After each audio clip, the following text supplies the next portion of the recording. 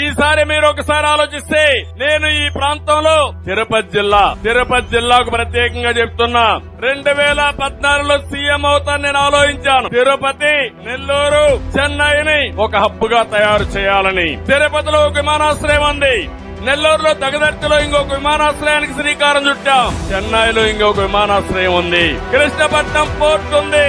ఈ మూడు కలిపి ఒక ట్రై సిటీగా తయారు చేస్తే ప్రపంచంలోనే ఒక మేలైన ప్రాంతంగా తయారు చేయాలని నా కోరిక. దీన్ని కనెక్ట్ చేస్తూ రోడ్లన్నీ వేశాం. మీరు ఒకసారి చూస్తే తిరుపతిలో ఎలక్ట్రానిక్ హబ్ గా తయారు చేశాం. ఈసీఎల్ వచ్చింది, జోహో వచ్చింది, సెల్కాన్, కార్బన్, డక్కన్ అనేక కంపెనీలు తీసుకొచ్చి వెంకటగిరి నుంచి కూడా ప్రత్యేకమైన బస్సులు వేసి తీసుకుపోతున్నారంటే అది తెలుగుదేశం పార్టీ దూరదృష్టి.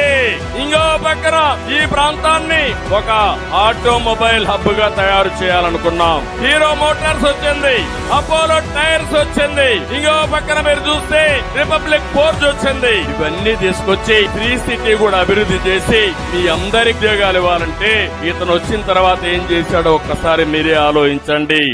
కదలిరా కదలిరా ఓ తెలుగోడా కదలిరా.